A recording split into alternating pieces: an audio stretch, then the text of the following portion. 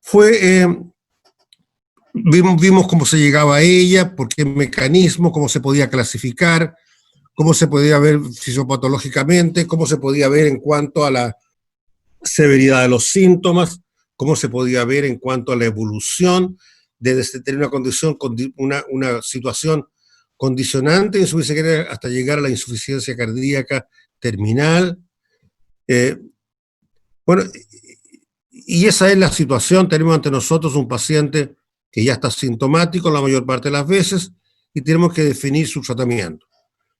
Esto como casi todos los tratamientos, ¿verdad?, de cualquier patología, ustedes tienen que cambiar hábitos, luego medidas no farmacológicas, y habitualmente medidas farmacológicas y habitualmente medidas quirúrgicas. Bueno, la insuficiencia cardíaca no es una excepción y ustedes tendrán que intentar modificar los estilos de vida del paciente, que el paciente les va a preguntar. Tenemos que ver si podemos la enfermedad de base arreglarla, podemos arreglar la enfermedad coronaria, podemos arreglar la insuficiencia valvular o la comunicación de dos cavidades anormal. Y luego saber nuevamente, si hay un factor desencadenante, o decir, si este paciente que se mantenía con daño cardíaco, pero sin síntomas de insuficiencia cardíaca, apareció un factor desencadenante, como por ejemplo, que para la fiesta del 18, ¿verdad?, se pegó una comilona con sal y empanada, o que dejó de tomarse los medicamentos, o que decidió, o que presentó una arritmia cardíaca, por ejemplo. Y eliminando ese factor, nuevamente volver a cambiar el estilo de vida y nuevamente hacerle desaparecer o controlar esa arritmia, puede hacerlo volver a la etapa asintomática, sin modificar la enfermedad de base. Vistas así las cosas de lo que uno puede hacer en forma general, el eje de tratamiento va a ser el bloquear estos dos sistemas, el bloqueo del eje renina-angiotensina y el bloqueo de la hiperactividad simpática. Clásicamente la insuficiencia cardíaca fue tratada, así la aprendimos todos, de acuerdo a los principios del doctor Weddering, la aprendimos como que el corazón, si estaba dañado, había que chicotearlo, había que aumentar el tamaño de la huasca, ¿verdad?, y hacer que de ese modo se contrajera en mejor forma. E igualmente usar diuréticos para eliminar el agua de más que había en el organismo. Hoy en día ese concepto de que el chicoteo es el arma fundamental para mejorar a un paciente que hace una insuficiencia cardíaca, así que teniendo un corazón dañado, con o sin un factor desencadenante, mejor es un concepto que se encuentra erradicado. Hoy en día, todo el manejo de la insuficiencia cardíaca de los últimos 20 años está dado por disminuir la sobreacción de dos ejes que tratan de mejorar el corazón, que tratan de sacar al hombre de la condición de dificultad cardíaca, que son el eje renina-angiotensina, y dos, la hiperactividad simpática. Estas dos cosas, por decir, el eje renina-angiotensina y la hiperactividad simpática, son consecuencias de la caída del débito cardíaco. Y el organismo echa mano a ellos para mejorar, para salir del paso, para mejorar la caída de débito a nivel de vaso pequeño. Sin embargo, son estas sobreacciones del eje renina-angiotensina y la sobreacción de la hiperactividad simpática los que hacen que la insuficiencia cardíaca o el daño cardíaco se perpetúe y hagan que la insuficiencia cardíaca se agrave con el tiempo. O sea, tenemos cosas generales como los estilos de vida, enfermedad de base, factores desencadenantes, pero luego la acción fundamental va a ser lo que modifiquemos sobre el eje renina-angiotensina y la hiperactividad simpática. Y además tendremos que disminuir la retención hídrica, para lo cual son efectivos los diuréticos. Y por último, mencionar algo respecto a nuevos fármacos que ustedes van a ir leyendo en la literatura y vamos a verlos en forma somera, dado que no contamos con ellos, muchos de ellos en el hospital. Sin embargo, a medida que ustedes vayan creciendo en su carrera, así va a ser.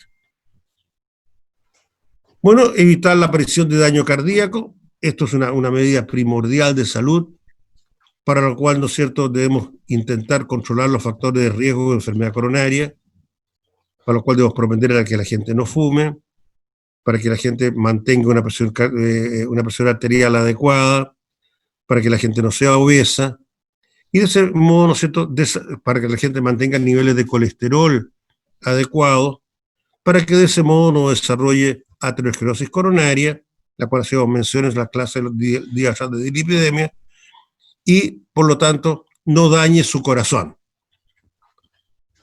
La profilaxis primaria de la enfermedad reumática, que es una cosa casi histórica, la enfermedad reumática, como les decía anteriormente, pues les dije en la vez anterior, es una situación que va desapareciendo en Chile, es una situación producto de la pobreza. En países grandes del mundo sigue existiendo, India, Pakistán, parte de África y también parte de Centroamérica. La enfermedad reumática produce como daño cardíaco lesiones valvulares. Para si nosotros evitamos que se produzca enfermedad reumática, vamos a evitar el daño de las válvulas del corazón. La enfermedad reumática consiste en tratar oportunamente la amigdalitis estreptocócica, cuya reacción antígeno-anticuerpo es la que daña las válvulas cardíacas. Un tratamiento precoz de la hipertensión arterial. Mientras más tardíamente tratemos la hipertensión, más hipertrofia se va a producir y al final también peor calidad de la contracción cardíaca. Y evitar sustancias prohibidas, ¿verdad? Lo que es una cosa bastante lógica, dado que también en altas dosis son cardiotóxicos. Entonces, evitar que se eche a perder el corazón va a evitar que aparezca más insuficiencia cardíaca. Después, en las personas que ya Doctor, tienen daño cardíaco, doctor, ¿sí? ¿cuáles son las Cuéntame. sustancias prohibidas? Coca, heroína, LSD. Gracias. ¿Respondes o no? Sí, sí. ¿Sí? No hay estudios que muestren que la marihuana te produzca daño cardíaco. Sin embargo, sí que produce una elevación del nivel de la potencia de la droga que se va usando cada vez más. Pero a eso me refería. Cuando ustedes vean un muchacho de 20 años con un infarto del miocardio, la primera probabilidad que tiene, la primera probabilidad no es que fume, no es que sea diabético, no es que tenga colesterol alto, no es que no pueda hacer. La primera posibilidad es que inhale coca.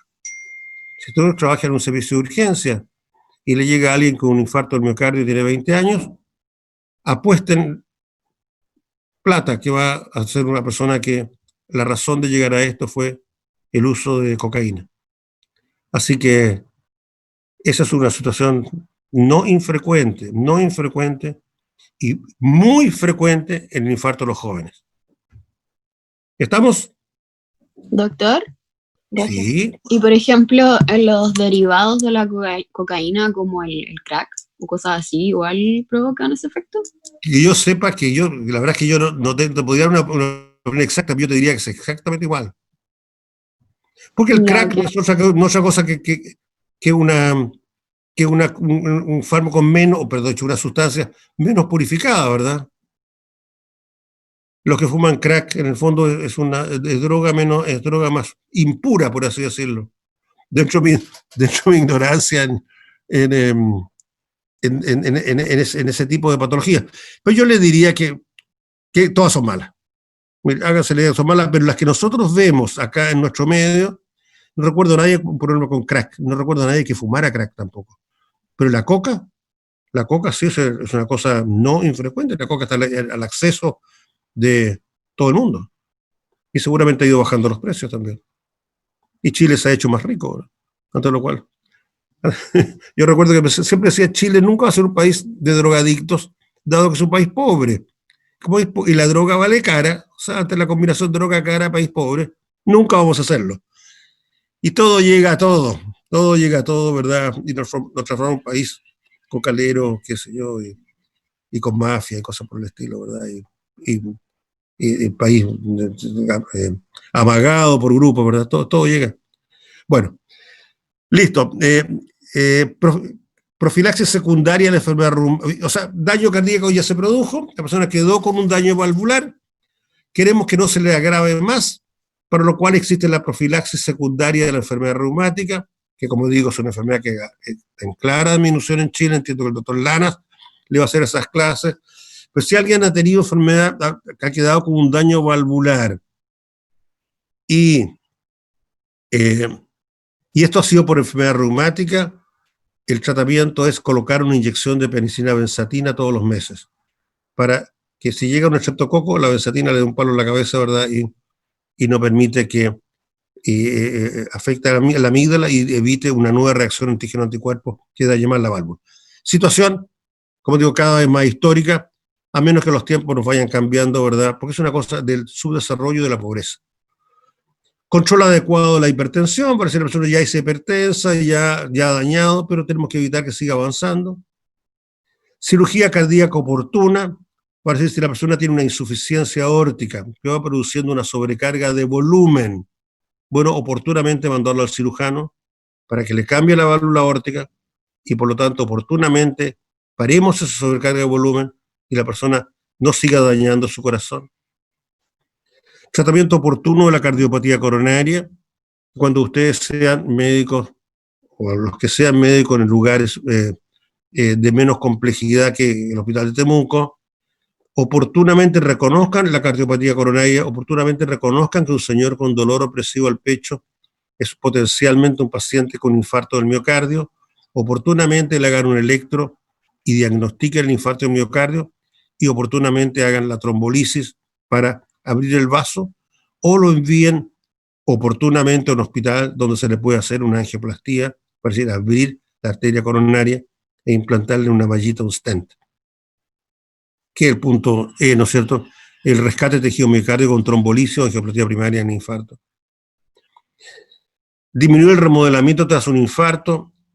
Se ha visto que si tras un infarto usa unos medicamentos que bloquean el sistema renina-angiotensina, puede evitar que el corazón se deforme y pierda un poco, se una estructura más redonda y que sea menos eficiente en la contracción. El control de factores de riesgo coronario, que ya habíamos mencionado anteriormente, ¿verdad? Y fármacos, usar fármacos, que tiene que ver con el punto F, que disminuye este remodelamiento de forma, por así decirlo, preventiva. Y estos son los que hacíamos mención anteriormente, los fármacos que bloquean el sistema nervioso simpático, como son los bloqueadores beta, y los inhibidores de enzima convertidora, que bloquean el sistema renina-angiotensina, a pacientes que tienen ya una fracción de eyección disminuida, aunque no tengan insuficiencia cardíaca. O sea, estas son todas personas que ya tienen daño cardíaco, y a todas tenemos que ver cómo evitar que le progrese. Para decir, ya llegamos a una etapa un poco más tarde que lo que hacíamos mencionado anteriormente, pero aún así, el evitar que progrese va a considerar todas estas cosas. Normalizar la presión arterial es una cosa tremendamente benéfica y podemos bajar la insuficiencia cardíaca en un 50% solamente por ese mecanismo. En medidas generales, en cuanto a actividad física, bueno, no, estamos hablando de pacientes con insuficiencia cardíaca, mantenerla lo posible, no decirle, antes se mandaban a los pacientes a hacer reposo a la cama y ya no. Evitar deportes competitivos, para decir, si hace algún deporte que sea recreativo y ojalá no de equipos, porque en equipos siempre se transforma lo competitivo rápidamente, pero lo recreativo básicamente en competitivo. Evitar ejercicio isométrico, vale decir, evitar levantar pesas, cosas que repenten gran tensión. Pero en casos muy severos tendremos que dar un reposo relativo absoluto, y en circunstancias como la insuficiencia cardíaca. Un momentito. Se me está acabando la batería. Un segundito. Ya. En casos muy severos, ¿verdad? Reposo absoluto relativo. Y en cuanto al régimen, Bueno, no se justifica lo que se hacía en el pasado de régimen sin sal absoluto. Corren el riesgo que el paciente le diga, ¿cómo se lo usted, doctor? Porque yo lo encuentro incomible. Y la verdad es que hoy en día no se justifica tampoco un régimen absolutamente sin sal, dado que tenemos medicamentos que son eficaces para manejar la sal. Una comida normal aporta alrededor de 10 gramos de sal al día y el hecho de quitar el salero reduce a la mitad esta cantidad. Hace un par de años salió una noticia en los diarios argentinos, que no sé si lo conservaron o no, que todos los restaurantes habían eliminado el salero de la mesa. La gente lo podía pedir, pero no estaba en la mesa. Con lo cual habían reducido la ingesta de sal de la población solamente por el hecho que tenían que pedir la sal y no estaba en acceso inmediato. Bueno, toda medida en ese sentido que intente, seguramente lo habían copiado de alguna otra parte. De acuerdo a eso, el reducir la sal, el comer moderadamente en sal es útil porque la sal retiene agua y al retener agua hay un volumen sanguíneo mayor, la precarga del corazón aumenta. En caso de situaciones cardíacas severas, uno debe restringir más la sal usando 1 o 2 gramos de sal al día. Bueno, tenemos, ¿no es cierto?, a nuestro corazón tratando de arreglárselas, ¿no es cierto?, teniendo un daño cardíaco, no pudiendo ser capaz de cumplir su función. En el pasado, el tratamiento era agarrar a chicotazos, ¿verdad?, al corazón, fundamentalmente con un fármaco llamado digital, digoxina, el cual hacía que, manteniendo la carga, el corazón, con lo que le quedaba de tejido contráctil útil, intentara cumplir su función. Bueno, esto ha ido siendo intentado de corregir con las nuevas medidas, actuando en el eje renina-angiotensina y actuando en el simpático. Si es, por ejemplo, actuando en el simpático, haciendo que las frecuencias cardíacas se manejen a una frecuencia un poco menor, actuando en la precarga y la poscarga, haciendo que la carga a enviar la podamos distribuir y no mandarla toda junta, y básicamente, ¿verdad?, no teniendo que obligar a que este corazón que tiene un daño ya estructural y que no es capaz de, aunque hagamos lo que hagamos, ¿verdad?, aunque le pongamos una zanahoria, aunque lo hagamos chicotear, ¿verdad?, vaya a lograr más.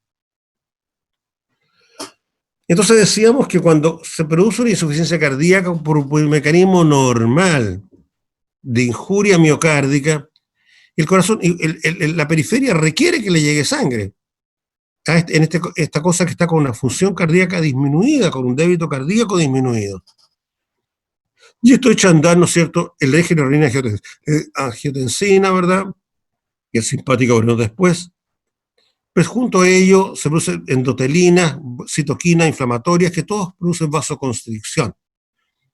Entonces, la respuesta aguda, adaptativa, importante, es que esto aumente, y de ese modo la función cardíaca logre mejorar y de algún modo compense esto.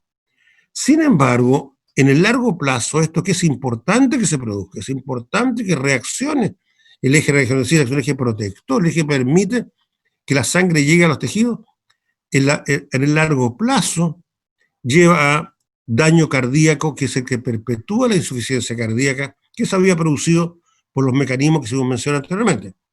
Y esto es producir hipertrofia, alteración de la forma del corazón, que tiene el nombre de remodelamiento, y muerte celular, que tiene el nombre de apoptosis. Vale decir, el organismo reacciona ante esta caída del débito cardíaco, ante esta caída de la función cardíaca, activando el eje renina-angiotensina para mejorar eso. Sin embargo, esto, que es una respuesta aguda adaptativa, produce en el largo plazo daño cardíaco, que es el que mantiene y perpetúa la insuficiencia cardíaca. Les decía que en el pasado el tratamiento de la insuficiencia cardíaca era chicotear al burro. Cuando yo estudiaba medicina, cuando me recibí de médico y hasta el año 1984 más o menos, los principios del tratamiento de la insuficiencia cardíaca eran los que había implantado un médico británico, el Dr. Withering, en la ciudad de Birmingham, en Inglaterra, en que él había visto cómo las curanderas del pueblo, con una soja de una planta que se llamaba el digital, planta que incluso crecían en su jardín, lograban infusiones con las cuales los pacientes se sentían mejor. Y ese era el digital. Y el tratamiento fue hasta los años 80, el tratar a los pacientes, por un lado, dando los diuréticos para botar líquido, y por otro lado, usando el digital para mejorar la función contráctil del corazón. Ese concepto cambió en los años 80, cuando surge el concepto de que la hiperactividad del eje renina-angiotensina-aldosterona es dañino para el corazón. Y más que chicotear, ¿no es cierto?, a este corazón que ya no va a lograr mejorar en ese sentido, es usar medicamentos que bloqueen en alguna parte el eje renina-angiotensina-aldosterona. Y de ese modo, esta respuesta adaptativa, que en el largo plazo es dañina, sea bloqueada. El primer medicamento utilizado, o el primer mecanismo utilizado, fue bloquear el eje renina-angiotensina-aldosterona, bloqueando la pasada angiotensina 1, angiotensina 2, con un medicamento llamado primero el captopril y luego el enalapril. Ustedes van a ver que 40 o no, 60 años después, por lo que ha pasado el tiempo, 50 años sigue utilizándose en forma normal por ser un medicamento de excelente calidad. Y se vio, bueno, en este mundo que lo único que tenemos, en ese entonces no había otra cosa que usar el digital, chicotear al corazón, ¿verdad? A estos pacientes que recibían eso, probemos esta otra cosa, probemos el poder bloquear esta vía que está hiperreactiva o no bloquearla. Y se hizo un estudio usando enalapril, bloqueante del paso de angiotensina 1 a angiotensina 2, bloqueando esta enzima convertidora, y ustedes ven que la probabilidad de muerte con los pacientes que reciban solamente el medicamento clásico, o el medicamento clásico más esta cosa nueva que se estaba probando, que no existía, que fue incluso bastante criticada en su momento, se logró, y con un seguimiento de 6 meses, reducir en 27% la mortalidad de toda causa. Vale decir, se logró ver que actuando por esta vía, sin modificar lo que hacíamos hasta el momento, logramos resultados de un punto de vista de eventos duros como la muerte en un periodo bastante reducido de tiempo. Luego, años después, ya en 1990, se dice, bueno, el eje renina-angiotensina es largo, por lo tanto veamos si lo podemos bloquear en otra parte. No solamente en el paso de la angiotensina 1, angiotensina 2, con enzima convertidora, sino que en el receptor de la angiotensina 2, va a decir un poquito más adelante en el eje. Y esto se logró con otros medicamentos. El clásico es el losartán, son los bloqueadores del receptor de la angiotensina 2, y se probó versus uno que es igual que el enalapril, vale decir que ya había mostrado utilidad. Ahí se probó entonces en comparación con este de acá abajo, y se vio que era igual, vale decir, bloquear el eje a nivel del paso de angiotensina 1 a angiotensina 2, o bloquearlo a nivel del receptor de la angiotensina 2 con estos otros medicamentos, los sartanes, los otros son los priles, los sartanes, era igual de efectivo. O sea, el bloqueo del eje renina-angiotensina-aldosterona, tanto en un paso como en el otro paso, era bueno para toda causa de mortalidad, para muerte súbita, para hospitalizaciones. La única diferencia significativa es que los priles, el enalapril, el primero que mostramos anteriormente, producen en un grupo no significativo de los casos tos. Tos, cosa que los sartanes producen en mucha menor cantidad. Vale decir, hoy en día, si yo tengo a un paciente con pril, es bueno, ¿verdad?, y le da tos, lo puedo cambiar a un sartán con efectividad muy parecida, pero no con tos. Pero efectividad muy parecida. Entonces, estos fármacos los inhibidores de enzima convertidora, paso de angiotensina 1 a 2, o los bloqueadores del receptor, los sartanes, ¿verdad? Hoy en día, ¿cuál es su indicación? En primera línea, en pacientes con fracción de eyección disminuida, incluso sin síntomas. ¿Se acuerdan cuando decíamos evitar la progresión de daño miocárdico? Sin síntomas. También tras un infarto de miocardio, con cualquier fracción de eyección, para evitar este remodelamiento, esta alteración que con el tiempo va alterando la forma del corazón. Son el fármaco de primera elección en caso que la persona tenga además retención hídrica, es decir, tenga edema de tipo cardíaco, deben combinarse con diuréticos. Pues el tratamiento de primera elección hoy en día ante el paciente con insuficiencia cardíaca o con daño miocárdico y que tiene retención hídrica son los IECA o los ARA2, dijimos que su efectividad era igual, combinados con diuréticos. Debe tenerse en cuenta que estos fármacos no mejoran, salvo los diuréticos, estos fármacos, los IECA o los ARA2, no mejoran inmediatamente los síntomas. Por lo tanto, lo que tenemos que hacer nosotros es tratar de llegar a las dosis que mostraron los grandes ensayos clínicos y no esperando con la dosis que se le pase inmediatamente a la disnea, porque no se me pasa inmediatamente. O sea, no titular sobre la base de la sintomatología. La sintomatología demora en mejorar, pero la funcionalidad del corazón parte de muy pronto y es una cosa que perdura en el tiempo.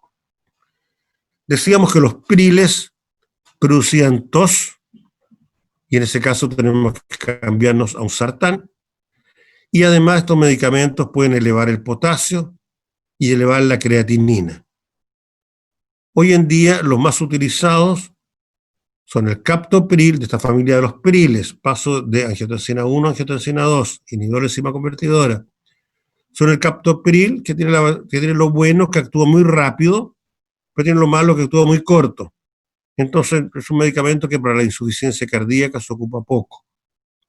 El enalapril es lejos de esta familia el que más se usa, inconveniente, como decíamos anteriormente, el que produce en un porcentaje no despreciable personas tos, que obliga, ¿no es cierto?, a cambiarlo, y que debe usarse entonces de 1 o 2 veces en el día, y el perindopril, que no tenemos en el hospital. Es decir, de esta familia que tenemos en el hospital siempre es el enalapril para el tratamiento de la insuficiencia cardíaca. También se usa la hipertensión arterial, pero estamos hablando de insuficiencia cardíaca, y para situaciones, por así decirlo, de acción más corta, el captopril. Bueno, si para insuficiencia crónica, el enalapril es el fármaco de esta familia que más se usa. Y el otro punto del eje renina-angiotensina-aldosterona era la aldosterona. Y se ha visto que la comparación de un bloqueador de la aldosterona, como es la espironolactona, versus el placebo, las personas que usan este bloqueador de la aldosterona, que es la espironolactona, tienen una probabilidad de sobrevivir mayor que si uno no lo usa. Por lo tanto, la espironolactona ha pasado a ser otra alternativa de tratamiento de los fármacos del eje renina-angiotensina-aldosterona. Ya dijimos anteriormente los enalapril versus el losartán, iguales, aunque no sé si tengo el diapositivo más adelante, pero usarlo de forma aditiva no ha mostrado efectividad. Es decir, si uno le va mal con el enalapril, no saca nada agregando losartán. Ambos fármacos juntos han probado en distintos ensayos clínicos que al adicionarse no mejora la situación. En el caso de la espironolactona es distinto porque la espironolactona se puede usar adicionándola a cualquiera de los otros dos. ¿Qué sabemos de la espironolactona? Que ha mostrado efectividad en pacientes con insuficiencia cardíaca y fracción de eyección disminuida, junto a la terapia convencional, vale decir, junto a enalapril o junto a losartán. En este estudio RAILS demostraron 27% de reducción de mortalidad, disminución de las hospitalizaciones, y ustedes lo pueden ver en las curvas acá a la derecha. Su efecto inconveniente mayor, especialmente para los varones, es que en un 10% de los casos se produce ginecomastia y puede producir, esto no importa que sean varones o no, hiperpotasemia. Pero la ginecomastia no es un hecho infrecuente. y puede obligar a que se suspenda el medicamento. Algunos nuevos estudios que han surgido respecto a la aldosterona, que en pacientes ya no tan severos como el caso anterior, que era con capacidad funcional 3 o 4, sino que este estudio, el énfasis muestra que ya con capacidad funcional 2, ambos son efectivos. Así, todo ha mostrado que actuar, ¿no es cierto?, en el eje de aldosterona a nivel del bloqueo de la aldosterona es positivo para los pacientes, que mejora la mortalidad, mejora las hospitalizaciones y que puede usarse adicional en forma aditiva a ya sea el enalapril o ya sea el losartán. El único inconveniente es que, como habíamos dicho anteriormente, el enalapril y el losartán pueden elevar el potasio en la sangre, y sabemos que la espironolactona también lo puede elevar. Hay que tener cuidado con los controles de potasio. Entonces dijimos que cuando caía el débito cardíaco, el corazón de algún modo tiene la obligación, ¿no es cierto?, de restituirlo, activando su renin-angiotensina y también activando el sistema nervioso simpático, el cual hace lo mismo, ¿verdad? Tiene esta respuesta aguda adaptativa, produce taquicardia, mejora la contractilidad, pero en el largo plazo va dañando al corazón y va llegando a una injuria miocárdica. Vale decir, lo que es bueno para salir de la condición aguda, lo que es bueno en la condición de la insuficiencia cardíaca grave del paciente con edema agudo del pulmón, en el contexto de la clase que van a tener con insuficiencia cardíaca aguda dentro de poco. Y en ese contexto es muy importante porque ahí se requiere una respuesta aguda adaptativa. Pero en largo plazo, en lo que estamos hablando nosotros, de la insuficiencia cardíaca crónica, del paciente que tuvo un daño que se va acentuando con el tiempo, esto pasa a ser de efecto deleterio. Por lo tanto, tenemos que de algún modo bloquear la actividad del simpático, y el bloqueo se obtiene con los fármacos llamados beta bloqueadores.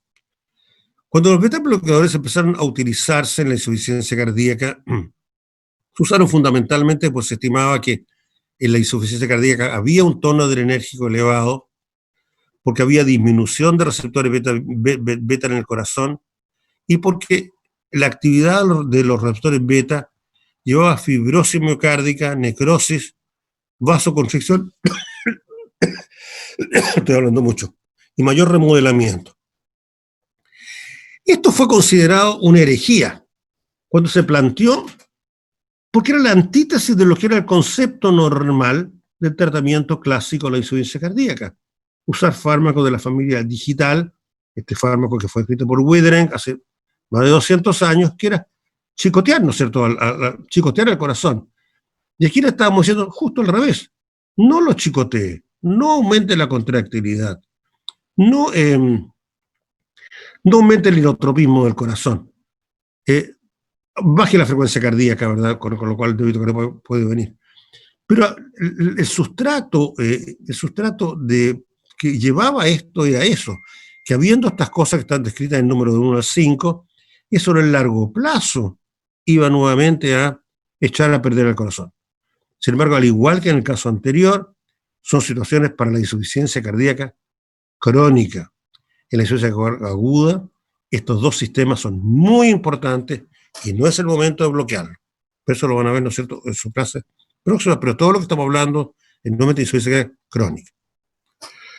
Bueno, ante lo cual se introdujeron, ¿verdad?, estas blasfemias, ¿verdad?, que era un fármaco justo al revés de lo que debía uno tratar, y se vio que los beneficios en mortalidad de insuficiencia cardíaca se demostraron rápidamente con distintos bloqueadores beta-adrenérgicos.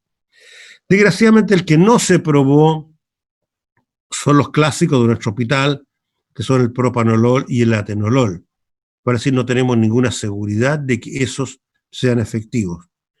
Lo que existe más experiencia en el mundo son el carvedilol y el bisoprolol. Existen solamente en el sistema privado. Sin embargo, existen copias, ¿vale?, decir, que han hecho bajar significativamente el precio, que hacen que estén más al alcance, ¿vale? Es decir, si uno decide tratar pacientes con insuficiencia cardíaca con un beta bloqueador, debería escoger ya sea el carvedilol, ya sea el bisoprolol, o ya sea el metoprolol. Bucindolol nunca aprendió, así que no existe, no hay. ¿Qué pasa con la reducción relativa de la mortalidad? Con el bisoprolol, 34% de disminución de la mortalidad, con el metoprolol 35%, con el carvedilol 35%. Todos valores altamente significativos. Vale decir, al igual que el bloqueo del eje renina-angiotensina en pacientes con insuficiencia crónica, incluso con pacientes con mala función ventricular izquierda, sin aún insuficiencia cardíaca, mostraban que era positivo el uso de bloqueadores beta en pacientes con las mismas circunstancias. Algunos de estos bloqueadores beta también tenían efecto benéfico sobre la mortalidad en estos pacientes. ¿Cómo usarlos? Bueno, mal que mal es un bloqueador de la función contráctil del corazón. Entonces, el verso es start low, parta con dosis bajas, go slow, vaya subiendo la dosis en forma lenta y progresiva, e ir duplicando la dosis cada 2 a 4 semanas, tratando de llegar a las dosis que fueron demostradas en los ensayos clínicos. Así, en el carvedilol queremos llegar a lo que el ensayo clínico mostró, que es de 25 a 50 miligramos, partamos con una dosis low, 3,125. El bisoprolol, que es el segundo en uso, si queremos llegar a una dosis de 5 a 10 miligramos, que nuevamente es la dosis que demostraron los ensayos clínicos, partir low, partir bajo, go slow, vamos duplicando de a poco y tratando de llegar, ¿no es cierto?, en 1 o 2 meses a la dosis máxima tolerable, que se acerque lo más posible a lo que se demostró en el ensayo clínico. ¿Cuáles son las contraindicaciones? Bueno, el bloqueador beta es un hipotensor. Si tiene una hipotensión sintomática, no usarlo. El bloqueador beta es un fármaco bradicardizante. Por lo tanto, si tiene frecuencia cardíaca de menos de 60, no se debe usar. Y es un fármaco, los bloqueadores beta son fármacos que disminuyen la conducción aurículo-ventricular. Por lo tanto, si la persona ya tiene bloqueo aurículo-ventricular de segundo o tercer grado, no deberíamos usarlos. Fármacos entonces que han mostrado todos efectividad, que han disminuido la mortalidad, que los más usados son estos 3, que desgraciadamente el atenolol no ha sido probado y es muy improbable que vaya a ser probado porque la industria farmacéutica no va a tener interés en probarlo porque son muy baratos, ya perdieron todo tipo de patentes, las que tenían en su época, y, ¿no es cierto?, las razones para no usarlo. ¿Qué otras medidas farmacológicas? Bueno, en nuestro paciente cayó el débito cardíaco, se produjo la disnea, la sintomatología, frecuentemente hay crepitaciones pulmonares, el paciente tiene disnea, y sabemos que con lo que va a mejorar su corazón, pero no en el corto plazo, va a ser el bloqueo de renina-angiotensina-aldosterona y el bloqueo de simpático. Pero eso no en el corto plazo, y en el corto plazo el paciente se siente mal, se siente ahogado, y tiene agua en el pulmón, y tiene probablemente agua por supuesto, poquita agua en el pulmón, y tiene agua en las piernas.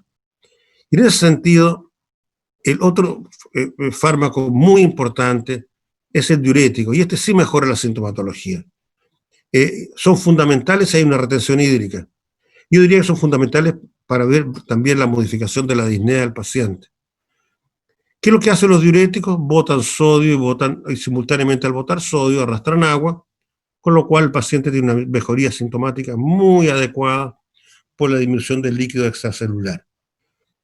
Los diuréticos son producto de la época en que no estaban de moda los ensayos clínicos, por lo tanto nunca se hizo uno al respecto, pero la historia de la medicina dice que claramente han sido efectivos en mejorar la sobrevida, no habiendo estudios científicos que lo hayan avalado.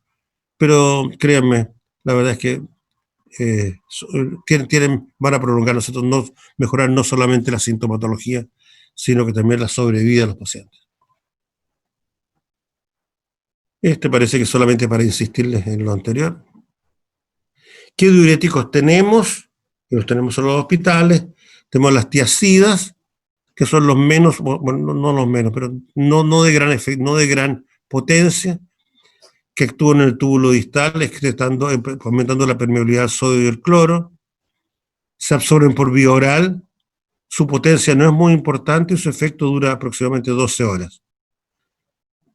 Pueden producir hipopotasemia, hiperglicemia, por lo tanto tener cuidado a los diabéticos y a personas que tienen gota, también porque aumentan el ácido úrico, y hay que advertir al paciente que si empieza con dolores en el dedo gordo del pie, puede ser un ataque de gota que se está produciendo, y si está usando diuréticos del tipo lastiacida, debes cambiarlo a otro tipo. El otro tipo de diuréticos, más usado en insuficiencia cardíaca, es llamado diurético de asa, porque actúa en el asa de Henle, y el más utilizado es la furosemida. Y ustedes lo van a ver usado a pasto en los hospitales, así como van a ver usado a pasto el enalapril, no tanto otros bloqueadores beta, porque no hay, ¿no es cierto? Por eso no tanto, desgraciadamente, nuestro bloqueador beta atenolol, ¿verdad? El furosemida es el diurético más usado en pacientes con insuficiencia cardíaca. Aumenta la excreción de solutos y de agua, buena absorción oral, mayor potencia, y su efecto dura aproximadamente 8 horas. También producen hipopotasemia, también pueden producir elevación del ácido úrico. Y estos tenemos también una forma inyectable, que la insuficiencia cardíaca crónica, ustedes comprenderán, no se usa, porque no podemos estar tratando a los pacientes todos los días con inyección en la casa. Pero la forma inyectable es muy importante en la insuficiencia cardíaca aguda, porque no solamente tiene un efecto diurético, sino que también de forma muy precoz aumenta la capacitancia venosa. Y de ese modo, menos agua vuelve al pulmón, más agua se queda en las venas, menos precarga y menos trabajo para el corazón. Esto se lo van a comentar en sus clases de insuficiencia cardíaca aguda, donde el furosemida inyectable juega un rol muy importante. El furosemida oral es el mejor diurético en la insuficiencia cardíaca crónica. ¿Y qué pasa con nuestro buen amigo el digital? Del doctor Wethering en la ciudad de Birmingham, en Inglaterra, ¿verdad? Que le había ido bien con el digital, que cultivaba en su jardín, ¿verdad? Y molía las hojas y se la daba en forma de un té a los pacientes. Bueno, revisando sus archivos, se vio que gran parte de los pacientes del doctor Wethering tenían descompensaciones de insuficiencia cardíaca por fibrilación auricular. Acuérdense que la fibrilación auricular era un desencadenante de la insuficiencia cardíaca, porque perdía la contracción auricular y porque se producía taquicardia.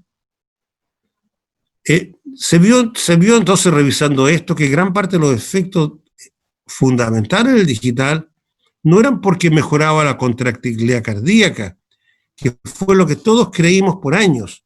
Creímos que chicoteando, ¿no es cierto?, al corazón iba a ser lo que iba a hacer que el corazón mejorara. Sino que la razón fundamental era que bajaban la frecuencia cardíaca, y los pacientes con frecuencia cardíaca de 130, 140 por minuto, por su fibrilación auricular, bajaban su frecuencia a 60 o 70 por minuto, dado que el digital bloquea la conducción en el nodo auriculoventricular, haciendo que una fibrilación auricular rápida se transformase en una fibrilación auricular lenta. Para decir, en pacientes con ritmo sinusal, el digital es un fármaco poco efectivo en el tratamiento con insuficiencia cardíaca, pero es dramáticamente efectivo en el paciente con fibrilación auricular. No por mejorar la función contráctil, sí por bradicardizar el corazón y de ese modo mejorar el llenado diastólico y el débito cardíaco.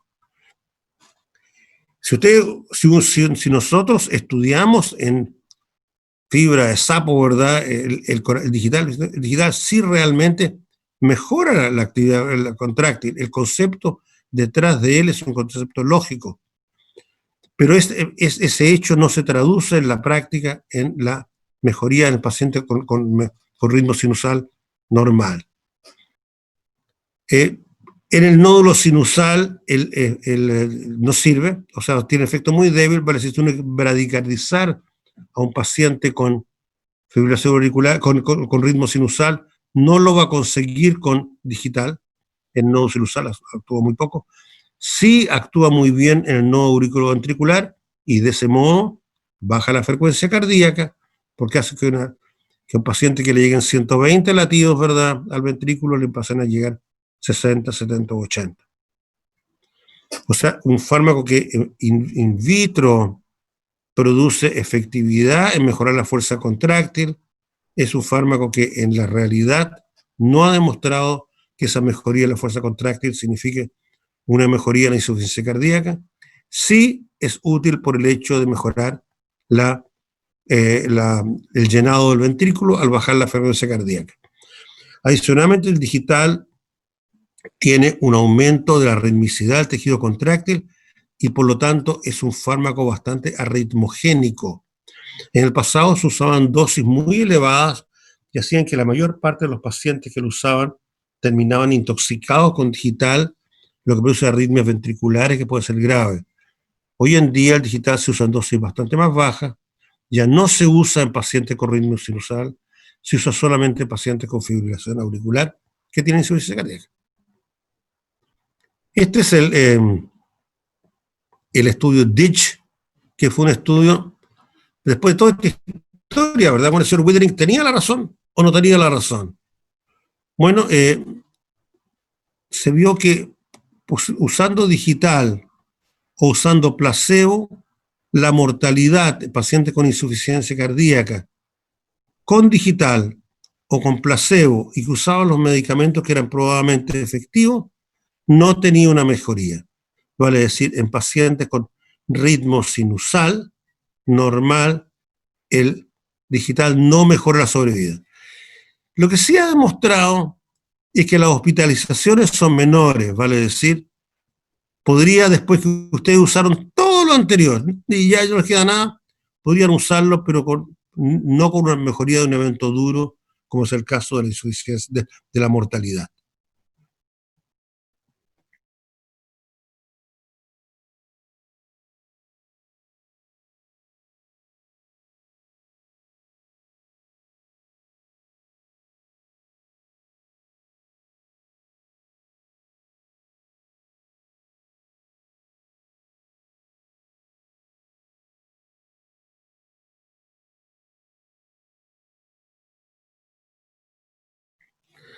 Bueno, ya lo anterior no fue mal, o lo anterior tuvimos algún problema, o lo anterior no se puede seguir usando. Así dijimos que con los fármacos del eje renina angiotensina aldosterona se podía elevar el potasio y subir la creatinina.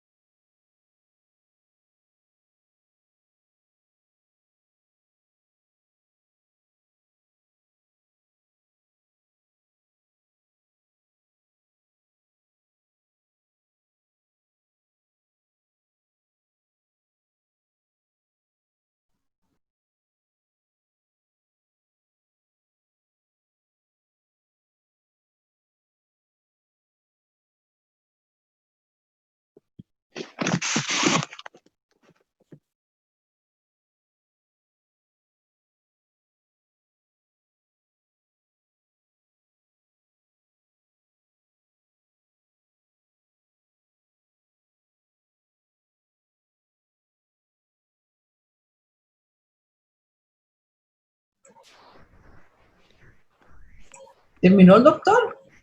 Parece que se cayó. Yo creo, porque no. Vamos a tratar de, lo voy a llamar a ver qué le pasó.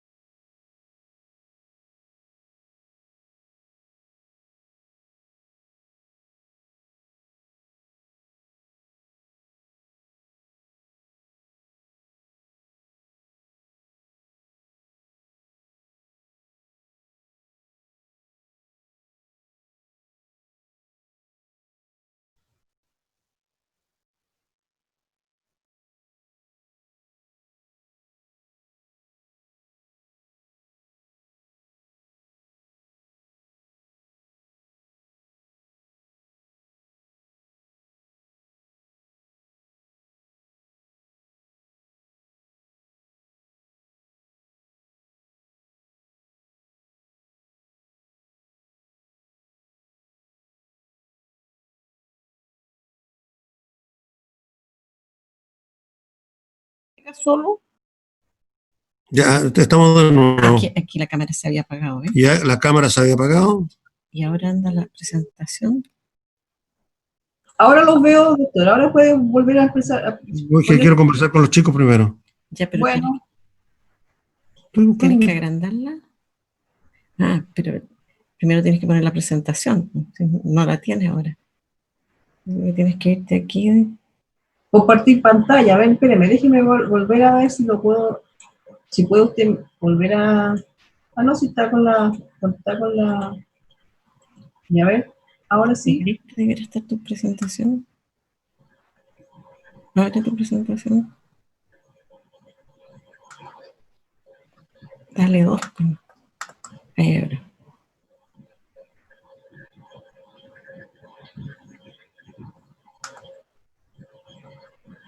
Ahora se ve. Aún no está la presentación, doctor. No. Chicos, ¿me escuchan o no? Sí, Sí. doctor, lo Ya, escuchamos. dígame cuál. Sí, doctor. Dígame. ¿Alcanzaron a ver el digital o no? Sí, el digital sí. Veamos ¿se las alcanzó a ver? conclusiones farmacológicas.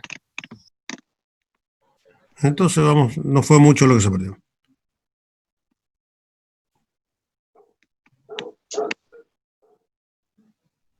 Digital, ¿verdad? Que producía arritmias, ¿eso lo dijimos?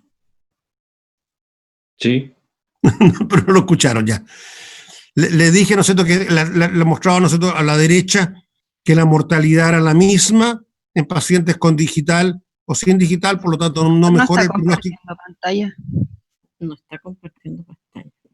Ah, no estoy compartiendo pantalla, entonces no lo ven. No está la presentación. Y de nuevo, si te agrandas, ¿por qué no? Ahí, Busca cositos abajo. ¿Dónde está la.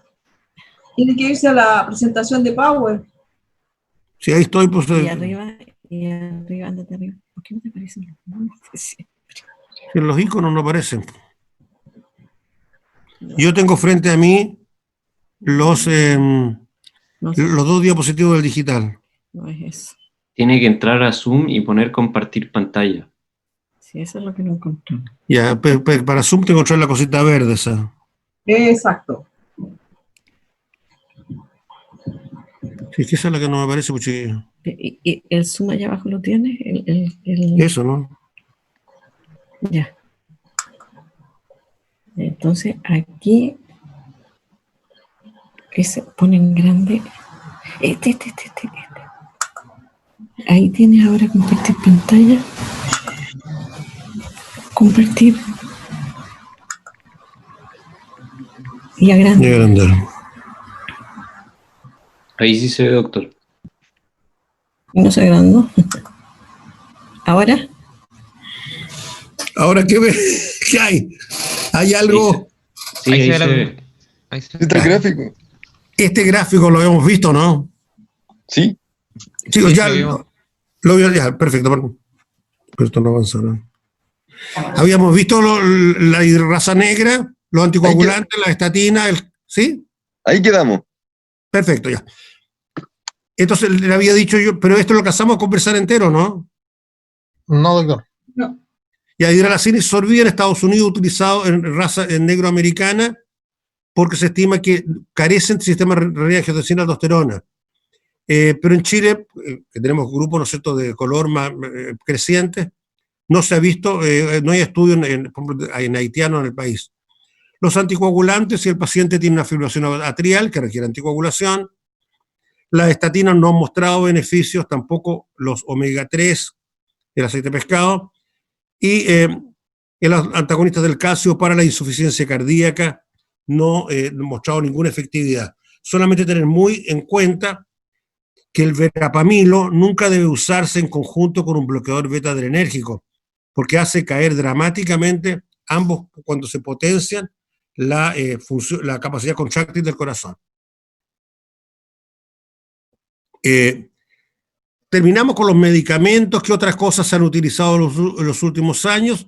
Se ha visto que los pacientes que tienen una alteración de la conducción eléctrica, como le hice mención yo en un momento al comienzo, por lo tanto la sincronía se pierde cuando hay, por ejemplo, un bloqueo completo de rama izquierda la contracción del ventrículo izquierdo y el ventrículo derecho es asincrónica, no es siguiendo una progresión normal, y eso hace que en vez de contraerse así, las paredes se puedan contraer así.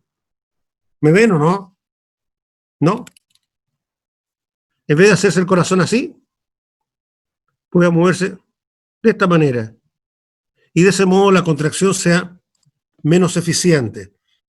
Para estas personas que tienen insuficiencia cardíaca, que han probado todos los remedios, que el corazón se contrae mal, que tienen la fracción de eyección disminuida y que tienen un bloqueo de rama que hace entonces pensar en que la sinergia de la contracción no sea la mejor, se han utilizado lo que se llaman marcapasos secuenciales o resincronizadores, los cuales en el fondo, colocando cables en los ventrículos, hacen que la contracción sea corregida, no conduciéndose ahora por este septum donde va el GIS, ¿verdad? Y que tiene el bloqueo de rama, sino que por cables artificiales, que van a hacer que nuevamente nuestra contracción, que se estaba haciendo de esta manera, se haga de esta manera. El resultado ha sido bastante dramáticamente bueno. ¿No se ha echado a perder la comunicación? No, se escucha bien. No, vamos bien. Perfecto. Doctor, Sí, chic. una pregunta. ¿Esos marcapasos biventriculares son DDD? Eso siempre son DDD, pero aquí la importancia, ¿no es cierto?, no es la conducción aurículo-ventricular, sino que es la conducción intraventricular. Pero si todos son DDD, por eso esos pacientes tienen 3 cables. Uno en la aurícula derecha, otro en el ventrículo derecho y otro en el ventrículo izquierdo. Ahora, como no puede llegar el cable al ventrículo izquierdo, estas son cosas de tipo técnico, ¿eh? Se lleva al seno coronario. Cuando uno estimula el seno coronario,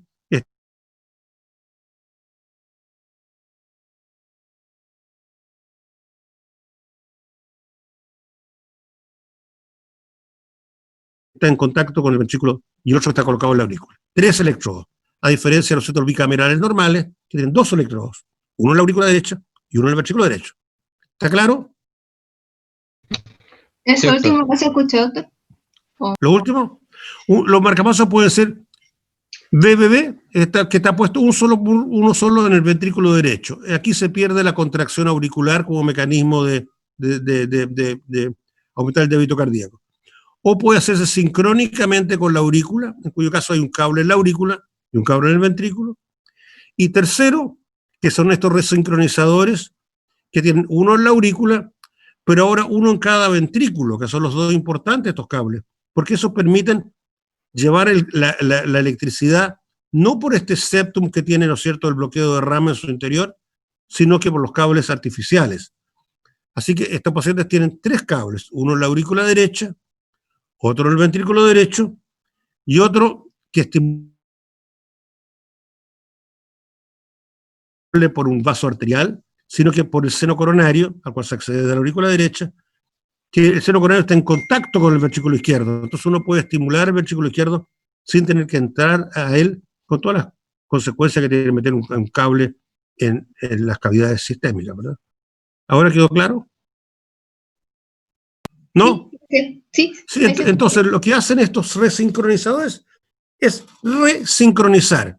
Van a decir, hacer que una conducción eléctrica que baja, ¿no es cierto?, por el septum, que no es sincrónica porque se estimula en forma no secuencial como debería, lo obliga a hacerlo secuencialmente con los cables eléctricos.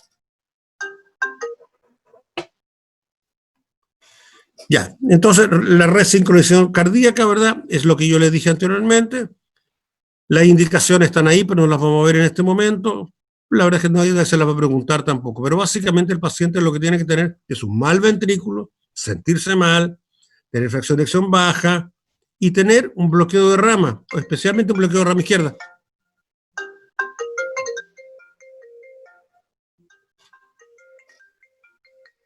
No le puedo contestar esto en reunión. Y de ese modo mejorar, ¿no es cierto?, con esta resincronización la función cardíaca. Han mostrado bastante éxito, se colocan en nuestro hospital rutinariamente, salvo cuando el presupuesto está más bajo porque son muy caros, pero es una técnica bastante difundida.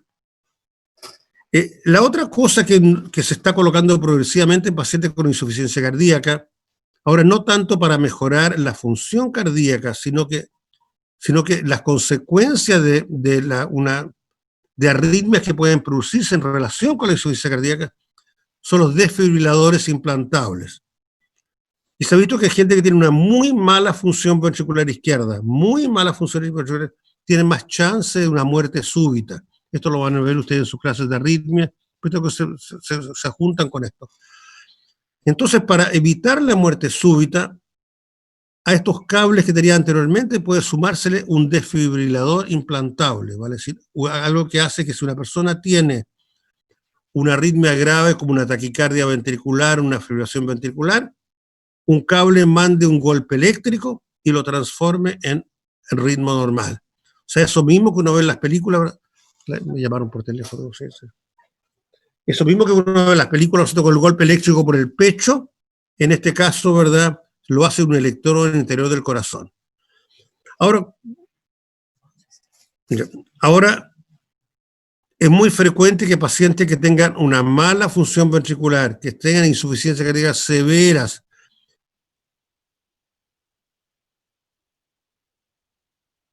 por tomar los ventrículos, tenga más chance de tener una fibrilación ventricular o taquicardia ventricular, sean los mismos.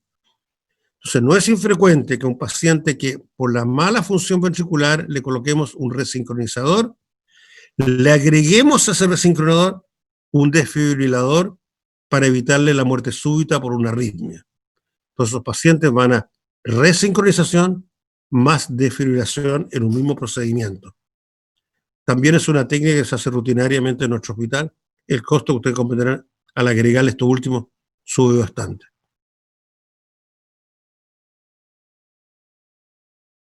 Les voy a mencionar ahora, muy cortito, ¿cómo andamos en el tiempo? ¿Bien o no? Sí. Algunos grupos de fármacos que se están usando progresivamente en la insuficiencia cardíaca, pero que están lejos de lo que significa la rutina. La rutina hemos dicho que es el eje de la angiotensina, el bloqueador de beta y los diuréticos, ¿verdad? Esos fármacos se están usando progresivamente, algunos más, otros que menos. Este es un estudio con un fármaco que se llama ivabradina, lo van a ver ustedes en los libros de cardiología o de medicina interna, que es un fármaco que produce bradicardia y se estimaba que al mejorar producir bradicardia más allá de los bloqueadores beta y la sistólica, y que el paciente tenía con eso una mejor sobrevida. Hay un estudio publicado hace unos 10 años atrás, estudio SHIFT, que fue muy prometedor, pero yo le diría que en la práctica es un fármaco que casi no se utiliza. Ahí está, ¿no es cierto?, el estudio de SHIFT mostrando la mejor sobrevida de la ivabradina en comparación con el placebo en pacientes con insuficiencia cardíaca y que estaban tomando los fármacos probadamente útiles, enalapril, carvedilol.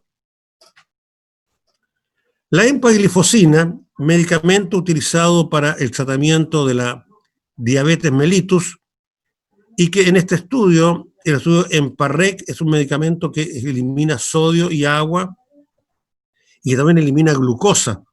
Pero se vio que el tratamiento, en el primer estudio del EMPA-REC, se vio que este medicamento, además de mejorar la diabetes, producía un aumento de la secreción de orina y una mejoría de los pronósticos cardíacos en estos pacientes. Aquí está el EMPA-REC, el estudio placebo versus la empaglifosina, y que mostró un estudio inesperadamente que en estos pacientes, que todos eran diabéticos con corazón un poquito dañado y con función ventricular izquierda de todo tipo, la hospitalización por insuficiencia cardíaca disminuía. Vale decir, el medicamento, además de los beneficios que tenía sobre la diabetes, por el hecho de botar sodio y agua, mejoraba el tratamiento. Y esto era aditivo al uso del diurético. Estos eran pacientes que estaban con diuréticos, no a los cuales se les reemplazaba esto por el diurético. Y se vio que las muertes cardiovasculares, y ahí los tienen ustedes nuevamente, con empaglifosina, mejoraban en relación con el uso del placebo. Y esto fue refrendado en un estudio publicado hace una semana, el Emperor, en el cual ya se probó la empaglifosina en pacientes, aunque no fueran diabéticos. Como este fármaco que era para la diabetes, mostró beneficios que eran mucho más prometedores en relación a la insuficiencia cardíaca de los pacientes, se probó ahora en pacientes sin diabetes. Y se vio que en pacientes no diabéticos la empaglifosina también tiene un efecto positivo en pacientes que ya estaban recibiendo todo lo útil. Aquí no hay un reemplazo, es EMPA sobre lo anterior. Y esto ha producido gran atractivo y gran revolución en sobre si esto en el mundo real y con el tiempo estos resultados se van a mantener, pues esto va a significar que hay otros fármacos, otra línea de fármacos que también puede ser útil en la insuficiencia cardíaca, aparte de los que mencionamos anteriormente. Y esto sí se está usando progresivamente, y esto ya se cuenta por ejemplo, con stock algunas veces en el hospital, que es adicionar a un fármaco que actúe en el eje renina-angiotensina-aldosterona. Vale decir que puede ser, ¿no es cierto?, o un pril o un sartán. ¿Está claro eso, no? Que los pril y los sartanes son medicamentos útiles en la insuficiencia cardíaca. Sí. Sí. Brevemente. Sí, ¿no es cierto? Sí. Un laboratorio que produce a uno de estos, se le ocurrió unirlo a un péptido natriurético atrial. Los péptidos natriuréticos se liberan en pacientes con insuficiencia cardíaca.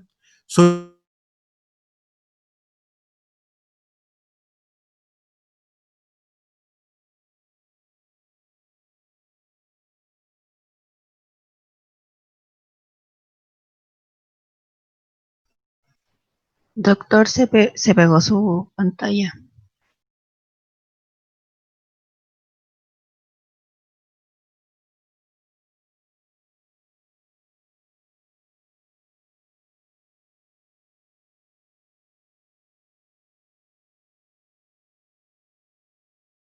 Los que han servido de base para estos tratamientos. ¿Cómo? Doctor, nos escuchamos durante como un minuto y medio.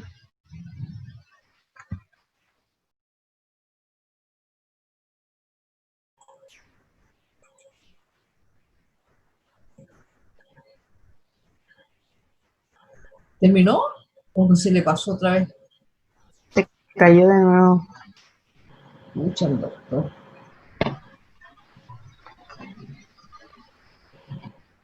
¿Pero estaba terminando o Sí, yo creo que le faltaba poco.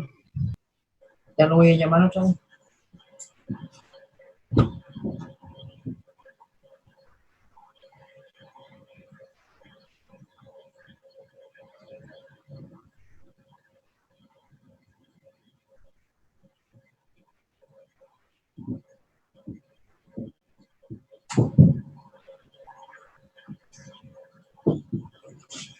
¿Aló, doctor?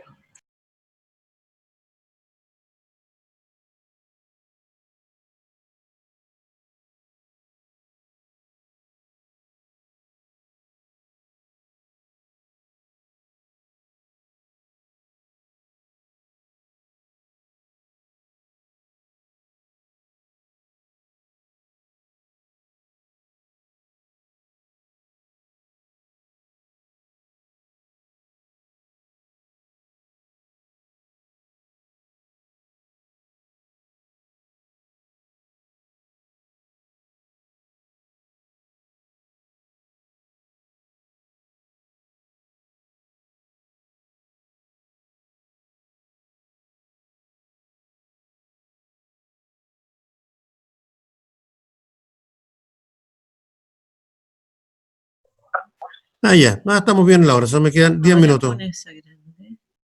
¿No ves que el video se cortó? Mira. ¿Por qué se cierra el video solo? Y ahora tienes que compartir la pantalla. Ya. Chuta. El anfitrión inhabilitó la función de compartir la pantalla a los participantes. Espérame. Es que O sea, no se usted volvió la a tiene- abrir. Ya, ahora sí. Ponle abajo. No. Ok, primero, porque si no, no te va a... La Adriana está haciendo ahí boicot. Puro boicot. Y eso borra, sácalo nomás de ahí. Eso. Eso, Así sí. como adelante. Arriba, en la esquina. ¿Y por qué ese no se ha ido todavía? Está compartiendo la pantalla ese. Pero arriba minimicen. Aquí. Ahí arriba o eso ahí. Lo otro igual. ¿Está compartiendo la pantalla? Hay que ver su presentación ahora. Ya. Ahí. Este que lo minimices ahí. No, pero tiene que abrir su presentación antes. Está compartiendo, porque dice que ya está compartiendo la pantalla. Sí, pero tiene que abrir la presentación de Power. Ándate de nuevo a ese. El cual, El Power no está ahí, sí, pues. A ver, pon el Power.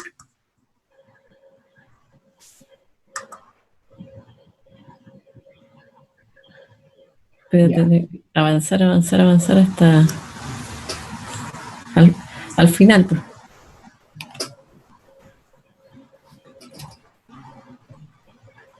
Y te faltaban como 3.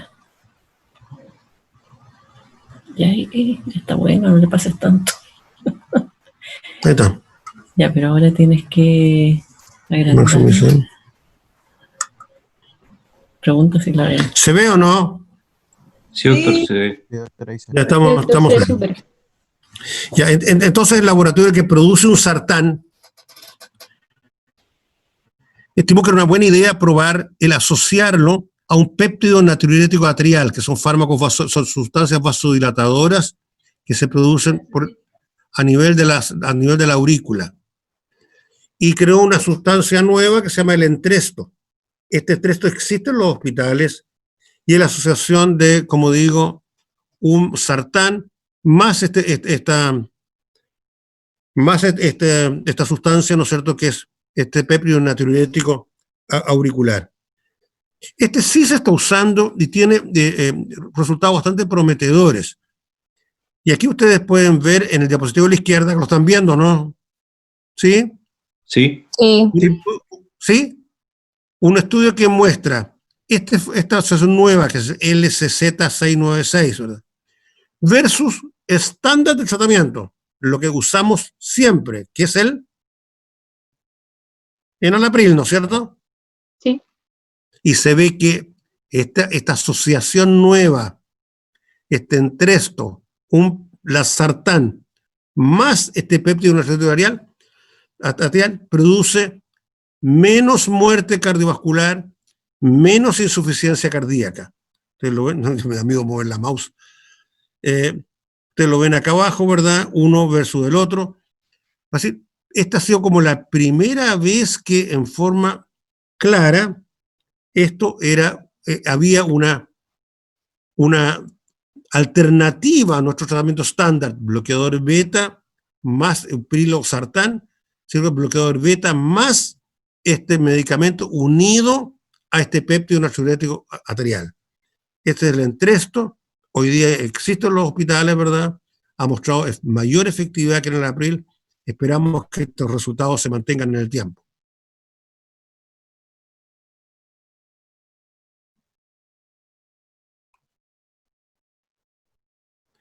Dos palabras, hemos terminado entonces con nuestro paciente con insuficiencia cardíaca por disfunción ventricular izquierda, con fracción de elección disminuida, paciente de la izquierda, que lo mostramos al comienzo. Ya sabemos que el tratamiento de elección no es chicotear, ¿no es cierto?, al caballo, sino que mejorar su capacidad de vaciamiento del corazón, eje angiotensina aldosterona, bloqueador beta, disminuir la retención hídrica, con, ¿no es cierto?, el uso de diuréticos, que el entresto aparece como hoy en día como una alternativa que podría llegar a suplantar en el futuro solamente al usar un fármaco de angiotensina aldosterona, pero siempre un ensayo clínico en la vida no significa la seguridad totalmente. Y luego tenemos acá a la derecha estos pacientes de los cuales no hablamos, que fueron los que tienen disnea y que le creemos que tienen disnea, no son no histéricos. Creemos en disnea, pero tienen una función ventricular izquierda preservada, pero son corazones más gruesos, que les cuesta llenarse. Muchas veces por hipertensión el corazón no se ha engrosado todavía, pero como ustedes ven ahí a la derecha son músculos más rígidos que nos relajan normalmente, y cuando le llega la sangre a la aurícula no se llenan totalmente, y por lo tanto si no se llenan expulsan menos. Tienen un llenado ventricular alterado, cada vez se ven más porque se asocian frecuentemente a la diabetes, y abajo ustedes ven el pronóstico y tratamiento es igual a la insuficiencia cardíaca con fracción baja, es decir, no es que se comporten con mejor pronóstico, son igual. Y lo malo que tiene es que el tratamiento que nosotros vimos que con la insuficiencia cardíaca clásica mejora con priles y mejora con sartanes y mejora con el Entresto, se ha visto que acá esas mismas cosas no mejoran el pronóstico de vida. No mejora. Es decir, si creemos que tiene una insuficiencia cardíaca, creemos que la disnea es cardíaca, si le damos estos medicamentos, no van a mejorar su pronóstico de vida. Y el tratamiento en todo caso es el mismo. Entonces, terminamos y cruzamos los dedos antes de que se corte nuevamente la transmisión. Su prevalencia de insuficiencia cardíaca va en progresivo aumento. La mayor parte son consecuencias de cardiopatía coronaria, hipertensión arterial, miocardiopatía dilatada, valvulopatías. Cuando se produce esta injuria del corazón, se inicia este proceso de remodelamiento que lleva a un deterioro progresivo de la función ventricular. Incluso la activación neuromoral juega un rol mayor en el remodelamiento cardíaco, que es la que nosotros vamos a tratar con medicamentos. La terapia médica muestra mejoría de la historia natural, pero la morbilidad y mortalidad aún permanecen elevadas, no hemos logrado nuestras metas. Recordar que la insuficiencia cardíaca diastólica con fracción de eyección conservada no ha mejorado la sobrevida, y hay frecuentemente subutilización de terapias efectivas. Yo diría que lo más frecuente en nuestro país, en que las cosas son todas chiquititas, se queda, como decíamos, en start low, go slow, se queda en el start low y stay low, y la gente no sube las dosis, y uno ve que 6 meses después, 8 meses después, el carvedilol sigue a las dosis ridículamente bajas, ¿verdad? Y que los pacientes, los médicos no van subiendo las dosis, tratando, claro, de no tener complicaciones, de no tener efectos colaterales. El problema es no tener efectos. Especialmente se dan en el terreno de los bloqueadores beta. Entonces, ¿cuándo derivar estos pacientes? Bueno, ustedes, ¿no es cierto?, van a tener en cualquier lugar que trabajen el electro, bueno, ustedes mismos como clínicos, el electro, la radiografía tórax, y cada vez eco de más fácil acceso, y su fonendoscopio, no se olviden.